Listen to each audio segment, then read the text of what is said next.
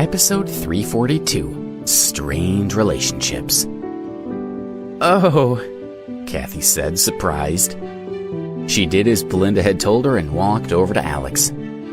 She kept her eyes averted as she nodded at him. "Hello, Alex," she said. Belinda watched her every move, suspicious of her behavior. "Alex, thank you for your assistance today," Belinda said. "We're leaving now, but I'm sure we'll see you soon." Then she left Silver Lake with her disciples. "Alex," Debbie said, wanting to ask Alex how he felt about seeing Kathy again. Alex smiled at her, knowing what she was about to ask. "It's over," he said. "Kathy has her own life, so let's just leave her to get on with it. Agreed?" "Okay," Debbie said, nodding. She was happy with his answer. Her biggest worry had been that Alex would be tempted by Kathy. Almost everyone had gone, and Jessup couldn't wait any longer. Accompanied by Rufus, he walked over to Alex and Debbie. A month ago, when he had learned that Debbie had been poisoned, he had been worried sick. He hadn't expected Debbie's miraculous recovery, and he was thrilled that she was better. "Debbie," he said, smiling as he looked at her healthy complexion. "Grandpa," Debbie responded, her eyes shining with unshed tears. She was touched by his interest, as she didn't often see her relatives. "Oh, don't cry," Jessup said. He stepped forward, wanting to hug Debbie, but Rufus pulled him back. "Dad, we're in public," Rufus reminded him, keeping his voice low. "You need to be more careful." Jessup knew Rufus was right. If Debbie's identity were to be exposed, then it would be a disaster for both Debbie and the Clifton family. So no matter how emotional he felt, he had to restrain himself. "Yes, well, I'm glad you're okay," he said awkwardly. "Dad, let's go home," Rufus said. "We shouldn't hang about." Then they left Silver Lake together. "We should get going too," Alex said, looking at Debbie. "Yes, we should," Debbie agreed, hugging his arm. "Debbie, you're holding me pretty tightly," Alex said, winking at her. "Yes, I know," she said, laughing. She was so proud to be with Alex and wanted the world to know. As they walked out the gate, the police were packing up and getting ready to leave. Chelsea watched Debbie and Alex walking arm in arm, and she felt a little jealous. "Officer Wood," Alex said, spotting her. "I didn't know you were here." "Hello," she said, happy that he had spoken to her. "You saved the whole martial arts community. I'm impressed." "Thanks, Officer Wood," Alex said. "We're going now, so goodbye." With that, he hailed a taxi and took Debbie and Callisto back to Johns Hopkins University. Chelsea sighed as she watched Alex leave, and she thought back to the time in the interrogation room when she had shared her first kiss with Alex. She felt a little hurt that she had shared something so special with him, and now he acted as if nothing had happened. Could he really have forgotten about it? She remembered every detail and knew she would never forget. Chelsea forced herself to stop thinking about Alex and went back to work. A man standing next to Silver Lake switched off his camera and left. Back at the university, everything was back to normal. Alex's boss, Tony, was too scared of the Clifton family to say anything to Alex about his long absence from work. Debbie and Callisto went back to the dormitory, and Alex went to rest. Chris returned home. As soon as he walked in, he looked around, shocked by the scene in front of him. The living room looked as if a bomb had hit it.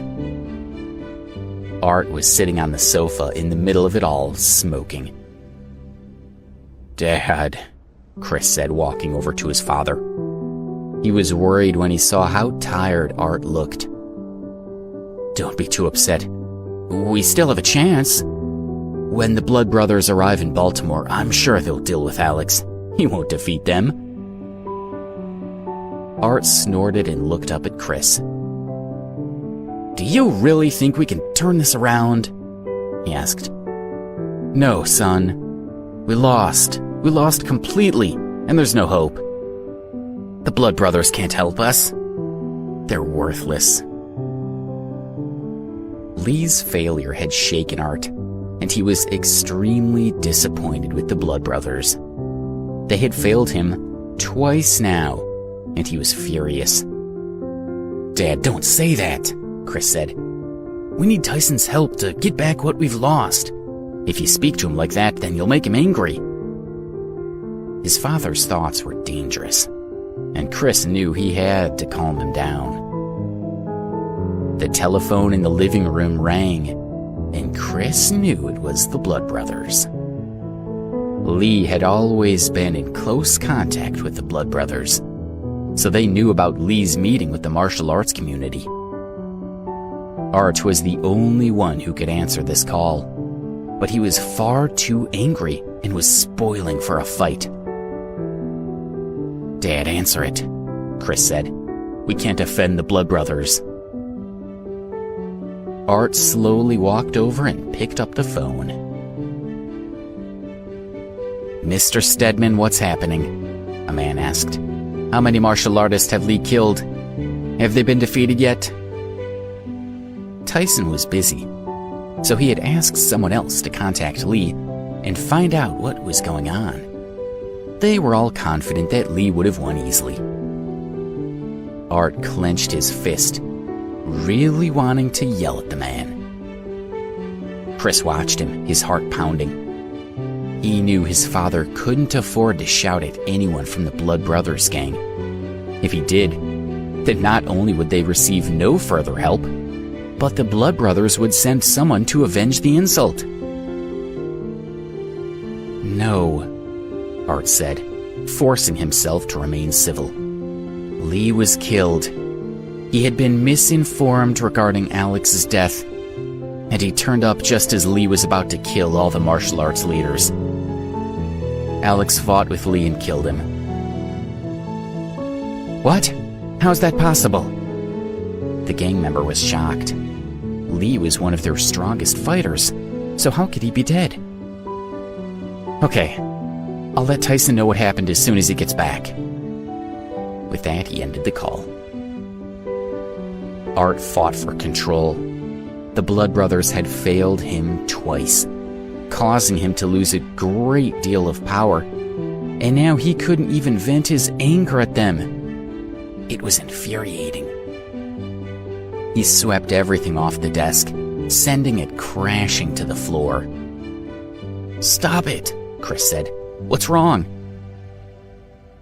"I'm a coward," Art roared. "Alex has repeatedly ruined my plans, and the Blood Brothers have cost me the influence I acquired over many years, and I can't say anything to them. I'm nothing compared to them. It's pathetic."